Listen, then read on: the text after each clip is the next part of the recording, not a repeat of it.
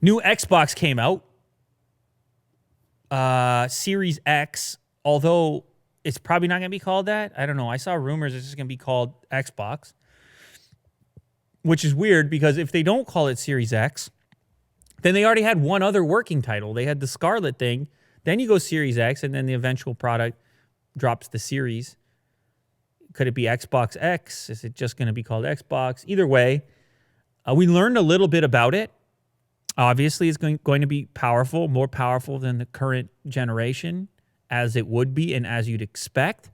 You told me that it's going to support ray tracing, which has people all juiced up. They're juiced to the gills, as they say. They're fired right up. It's going to be able to support 4K 60. We already knew a lot of this stuff. Potentially up to 8K.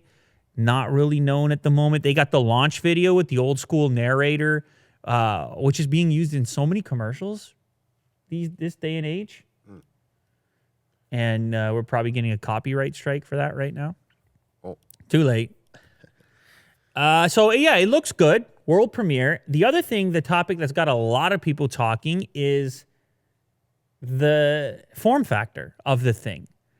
It's a rectangle, a monolithic rectangle-looking device that sits upright, taller than your typical console. Now, we've, of course, seen upright consoles. For a while, Sony tried to tell you should put it upright, though I never saw an actual PlayStation upright.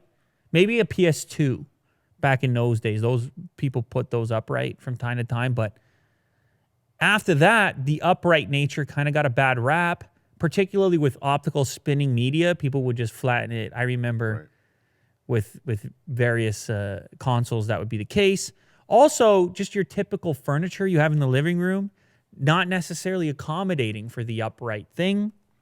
Now, granted, this particular Xbox, the new one, the form factor they showed off, is actually kind of smaller than you might think looking at it, standalone. And there's a cool video, a size comparison video that someone put together, or rendered together themselves, and placed the new Xbox Series X up against other popular consoles, PCs, AV boxes, so you could get an idea of how big or small it actually is. You can see it's kind of reminiscent of the Mac Pro, the old Mac Pro. Now, the old Mac Pro was a cylinder. This, of course, is a rectangle. But there's some shared DNA there in the sense that Microsoft is telling you they figured out a better cooling strategy in the upright form factor. Apple told us that once, and then they backed off of it with the previous generation Mac Pro, and now they're back to a more typical form factor. And there's your best comparison. It's about as tall as the current generation PlayStation standing upright. And the square portion, the depth and width of the device is similar to a GameCube, if anybody remembers a GameCube. So it's not as big as it looks at first glance once you see it stacked against the other ones. Now, granted, the official dimensions have not been released. This individual had to take the images that did exist in the universe and then look at relationships. So there's a picture that Microsoft put out with the controller, for example. So now he's got to do the... You're impressed. Yeah. He's got to do all that. Mm-hmm. He spent 2 days doing that. Yeah, I can imagine that. So, you know. Good effort. I mean, show the guy a little appreciation. Puts it up against the Xbox One S, One X, PS4 Pro, and Nintendo Switch even, to give you a better idea. When you can see when it's lying down on its side, it actually has a similar form factor to a docked Switch from a height perspective. Also, the width of it, and you might have missed this in the video, maybe you have to go back to the beginning, or when he pans over it. Look, it's about as wide as an iPhone as well.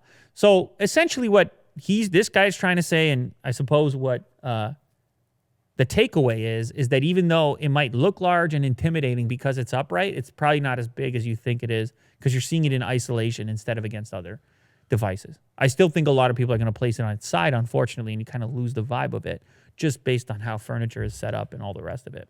What do you think about it? Yeah, I mean, it's kind of predictable. You mean the design or? Design. The design. It's hard, man. What are you going to do? You going to put out the same box every year? You can't do it.